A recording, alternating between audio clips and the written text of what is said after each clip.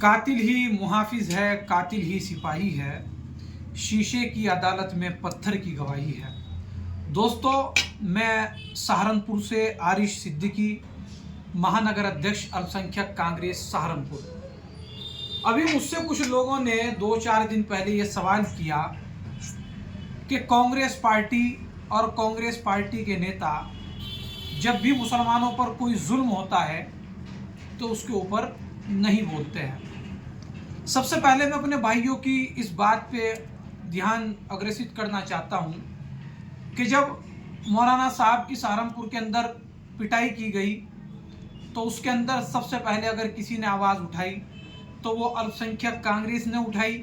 Uttar Pradesh Congress committee minority cell के अध्यक्ष शाहनवाज आलम साहब ने लखनऊ से एक डेलीगेशन भेजा जिसके अंदर मौलाना सदाकत साहब से हम लोगों ने मुलाकात की। उसके बाद ज्ञान वापी पर अगर सबसे पहले किसी ने आवाज़ उठाई तो उसका नाम कांग्रेस पार्टी था। अगर मथुरा, काशी या हमारी संविधान की प्रस्तावना में से बाबरी मस्जिद और मुख्य जो धाराएं थी मुसलमानों की उनको निकालने की बात की गई या प्रस्तावना को, संविधान की प्रस्तावना को निकालने की बात की गई जिससे कि मुसलमान को बहुत ज़्यादा खतरा था, उसके अंदर भी सबसे पहले अगर किसी ने आवाज़ उठाई तो उसका नाम माइनॉरिटी कांग्रेस था। दोस्तों, इस टाइम जो मैं वीडियो बना रहा हूँ ये बहुत महत्वपूर्ण वीडियो है और सहारनपुर के एक मुसलमान और हिंदू भाई तक ये बात पहुँचनी चाहिए। उत्तर प्रदेश कांग्रेस कमेटी अल्पसंख्यक विभाग की ओर से अभी अभी एक प्रोग्राम जारी हुआ है, साझी लड़ाई में साझेदारी। 6 दिसंबर से 21 दिसंबर 2024 तक ये लड़ाई हम लोग जारी रखेंगे। जिस तरह से मैंने आप लोगों से पिछली वीडियो के अंदर बात की थी कि मुसलमानों को राजनीतिक तौर पर भी, आर्थिक तौर पर भी और शैक्षिक तौर पर भी हर तरीके से अगर किसी ने नुकसान पहुंचाया है तो उसका नाम भारतीय जनता पार्टी है। एक तरफ नरेंद्र मोदी जी सूफी संवाद की बात करते हैं, एक तरफ मोदी जी पसमानदा मुसलमानों की बात करते हैं, एक तरफ राजनाथ सिंह जी कहते हैं कि मुसलमानों को चिमटे से भर भी कोई नहीं छू सकता है, एक तरफ देश के सड़क परिवहन मंत्री नितिन गडकरी जी मुसलमानों की प्यार और मोहब्बत की दुहाई देने की बात करते हैं, लेकिन एक तरफ उसी के नेता गिरिराज सिंह चौहान कहते हैं कि अगर मुसलमान तुम्हारे एक थप्पड़ मारे तो तुम उसके 100 थप्पड़ मारो, अपने घर में त्रिशूल रखो, भाला रखो, तलवार रखो। उसी के साथ साथ केंद्र के अंदर मंत्री अनुराग ठाकुर ये बयान देते हैं कि इन मुसलमानों के गोली मार दो। उसी के साथ साथ कर्नाटक के अंदर 2022 के अंदर 2023 के अंदर कुछ लड़कों ने मस्जिद में हमला किया और जय श्री राम के नारे लगाए। उन्हें 2024 में कर्नाटक हाई कोर्ट ने यह बात कह करके छोड़ दिया कि ये एक सार्वजनिक स्थल है और जब हिंदू और मुसलमान साथ साथ रहते हैं तो ये जय श्री राम का नारा भी लगा सकते हैं और इसके अंदर कोई ऐसी बात नहीं है जिससे कि मुसलमानों को नुकसान दिया जाए। सबसे पहले तो मैं आप लोगों को कहना चाहता हूँ कि मस्जिद एक सार्वजनिक स्थल नहीं है, मस्जिद इबादत की जगह है, मस्जिद अल्लाह ताला की इबादत की जगह है, अल्लाह को याद करने की जगह है और जो परेशानी मुसलमानों को आती है अल्लाह से दुआ करके वो दूर करवाने की जगह है। वो अलग बात है कि अब से 10 साल पहले मैंने खुद देखा है कि मस्जिद के बाहर हमारी हिंदू बहनें अपने बच्चों को लेकर के खड़ी हो जाया करती थी कि कोई मौलाना या मस्जिद का नमाजी आएगा और मेरे बच्चे उसकी फूंक से ठीक हो जाएंगे। दोस्तों, साथियों, लेकिन ये इत्तफाक है कि हिंदुस्तान के अंदर नफ़रत भर चुकी है, नफ़रत का माहौल है, तो मुसलमानों को गोली मारने की बात भी की जा रही है, मुसलमानों के लिए भाले और त्रिशूल की बात भी की जा रही है और मुसलमानों के लिए एक थप्पड़ की जगह 100 थप्पड़ की बात भी की जा रही है। बल्कि इसकी जगह हम लोग कहते हैं कि जो मुसलमान मेरे हिंदू भाई के बिना बात के एक थप्पड़ मारेगा तो अल्लाह के रसूल की हदीस है, अल्लाह के रसूल की हदीस है कि तुम दूसरे के धर्म से नफरत मत करो, तुम उससे मोहब्बत करो, तुम उससे प्यार करो, अगर तुम जंग की तमन्ना मत करो, अल्लाह के रसूल की हदीस है, लेकिन अगर कोई सामने से आए तो पीछे भी मत हटो। राम जी ने भी यही संदेश दिया है कि जंग की तमन्ना मत करो, लेकिन अगर कोई सामने से आए तो पीछे मत हटो। लेकिन ये हिंदुस्तान का इतिहास है, मुसलमान कब सामने से आया? मुसलमान तो हिंदुस्तान में हिंदुओं को भाई समझता है और यहाँ सांझी शहादत सांझी विरासत का नाम देता है। लेकिन अब हम लोग सांझी सियासत और सांझी विरासत की बात कर रहे हैं, सांझी लड़ाई में साझेदारी की बात करने का काम कर रहे हैं। दोस्तों, पूजा स्थल अधिनियम 1991 के अनुसार 15 अगस्त 1947 के दिन तक धार्मिक स्थलों का जो भी चरित्र था उसमें कोई बदलाव नहीं हो सकता है। क्योंकि इसमें बदलाव इसलिए नहीं हो सकता है, ये बिल राज्यसभा और लोकसभा के अंदर पारित हुआ है।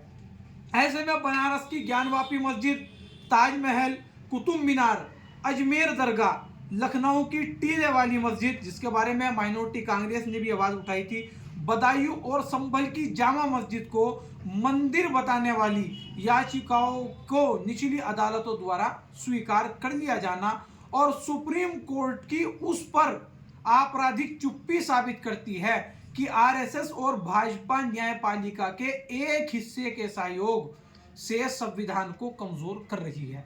यह बात मैंने कल भी आपको कही थी, जब सुप्रीम कोर्ट कोई फैसला सुना दे या राज्यसभा या संसद लोकसभा के अंदर से कोई बिल पारित हो जाए तो फिर उसके अंदर निचली अदालती याचिकाओं को स्वीकार कर नहीं सकती है। लेकिन हिंदुस्तान में ऐसा हो रहा है क्योंकि डीवाई चंद्रचूड़ जी ने इसके अंदर कुछ संशोधन किया था। दोस्तों, आज आप लोगों को सोचने की ज़रूरत है, आज आप लोगों को यह सोचने की ज़रूरत है कि आप लोगों को शैक्षिक तौर पर भी और आप लोगों को आर्थिक तौर पर भी और आप लोगों को राजनीतिक तौर पर भी कमज़ोर किया जा रहा है। अब आपको मैं जो प्रोग्राम बता रहा हूं इसके अंदर आप लोग हमारा सहयोग कीजिए यूपी अल्पसंख्यक कांग्रेस द्वारा, क्योंकि अगर आप लोग लड़ाई लड़ सकते हैं, बाबा भीमराव अम्बेडकर ने कहा था कि अगर आप लोग लड़ाई लड़ सकते हैं तो एक लड़ाई हाथ की होती है, एक लड़ाई कलम की होती है और एक लड़ाई संघर्षों की होती है। मुसलमान इस टाइम हाथ की लड़ाई नहीं लड़ सकता है, लेकिन मुसलमान इस टाइम कलम की लड़ाई और संविधान के साथ संविधान का सहयोग लेकर के, लोकतंत्र का सहयोग लेकर के, कानून का सहयोग लेकर के और राइट ऑफ द स्पीच का सहयोग लेकर के, फ्रीडम ऑफ द स्पीच का सहयोग लेकर के अपनी लड़ाई लड़ सकता है। संविधान ने हमें इसकी इजाजत दी है। यूपी अल्पसंख्यक कांग्रेस का अदालतों द्वारा पूजा स्थल अधिनियम की अवमानना के खिलाफ अभियान शुरू हो रहा है। 16 दिवसीय अभियान है, यानी कि 16 दिन का अभियान है ये। 6 दिसंबर से हम लोग पूरे उत्तर प्रदेश के अंदर इस अभियान की शुरुआत कर रहे हैं। हर जिले में सबसे पहले माइनॉरिटी कांग्रेस अपने अपने कांग्रेस मुख्यालयों पर इसकी शुरुआत करेगी प्रेस वार्ता के जरिए कि मुसलमानों के साथ किस तरह से बड़बड़ता हो रही है, मुसलमानों को किस तरह सताया जा रहा है, मुसलमानों को किस तरह से मारा जा रहा है और यह सरकार मूक दर्शक बन करके इस सारे खेल और तमाशे को देखने का काम कर रही है। 7 दिसंबर से 9 दिसंबर 2024 सुप्रीम कोर्ट के मुख्य न्यायाधीश के नाम पोस्ट कार्ड भेजने हेतु शिविर का आयोजन हर जिले के अंदर, हर शहर के अंदर, हर कस्बे के अंदर, हर ब्लॉक के अंदर पूरे प्रदेश में 1 लाख पत्र भेजे जाएंगे मुख्य न्यायाधीश को, यानी कि सीजीआई के नाम, चीफ जस्टिस ऑफ इंडिया के नाम। कम से कम 1 लाख पोस्ट कार्ड भेजे जाएंगे कि ये मुसलमानों के साथ जुल्म क्यों हो रहा है और आप लोग चुप क्यों हो। 10 दिसंबर जिले के मदरसों और मस्जिदों के जिम्मेदारों के साथ मुलाकात की जाएगी। 11 दिसंबर जिला कचहरी में वकीलों के साथ जनसंपर्क किया जाएगा और उन लोगों से सलाह ली जाएगी कि हम लोग इससे कानून के जरिए किस तरह से निपट सकते हैं। 12 दिसंबर शिक्षकों और डॉक्टरों से जनसंपर्क किया जाएगा। 13 दिसंबर फेसबुक पर पूजा स्थल अधिनियम पर कम से कम 100 लोगों को हर जिले के अंदर फेसबुक पर लाइव किया जाएगा। दोस्तों साथियों, आज के टाइम में जो लड़ाई आप लोग धरने और प्रदर्शनों से नहीं कर सकते हैं, वो लड़ाई आज के टाइम में आप लोग सोशल मीडिया से कर सकते हैं। दलित समाज के सक्रिय लोगों से पूजा स्थल अधिनियम पर समर्थन से मुलाकात की जाएगी। मैंने आप लोगों को पहले भी कहा था, हिंदुस्तान के अंदर जब जब कमजोर किया गया है किसी तबके को, तो उस तबके का नाम दलित समाज है या मुस्लिम समाज है। इन लोगों को आर्थिक, सामाजिक हर तौर पर कमजोर किया गया है। तो जहां पर दलित को हमारी सहयोग की जरूरत होगी हम लोग देंगे।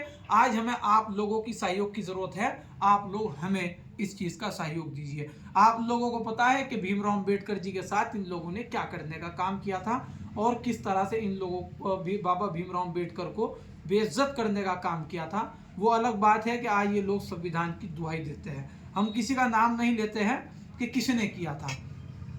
15 दिसंबर से 21 दिसंबर तक रोज 2 मोहल्ले में चाय की दुकानें, चौराहों पर नुक्कड़ सभा या चौपाल में न्यायपालिका की सांप्रदायिक और जातिवादी भूमिका पर बात करनी है। 22 दिसंबर को अभियान का समापन होगा।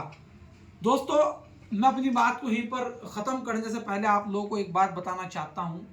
ये जो हम लोग इसकी अभियान की शुरुआत कर रहे हैं, ये भी बाबा भीमराव अम्बेडकर का हम लोगों पर बहुत बड़ा एहसान है कि अगर ये सरकारें या न्यायपालिका मूक दर्शक बन करके चुपचाप देखती रहे तो उसके अंदर हमें संविधान ने राइट टू स्पीच का हमें अधिकार दे रखा है और फ्रीडम दे रखी है कि हम लोग कानून के ज़रिए और प्रोटेस्ट के ज़रिए अपनी आवाज़ को बुलंद कर सकते हैं और सोई हुई सरकारों की आंखों को खोल सकते हैं और जो सरकारें हम लोगों का दमन कर रही है उन लोगों को आईना दिखा सकते हैं। मैं आप लोगों से आज की बात को यहीं ख़त्म करूंगा और इस अभियान में हमारा ज़्यादा से ज़्यादा आप लोग पूरे उत्तर प्रदेश के अंदर हमारा ज़्यादा से ज़्यादा आप लोग हमारा सहयोग करें। मैं अपनी बात को यहीं ख़त्म करता हूँ। जय हिंद, जय भीम, जय मीम, जय हिंदुस्तान, जय संविधान, जय भारत। अस्सलामु अलैकुम, नमस्कार।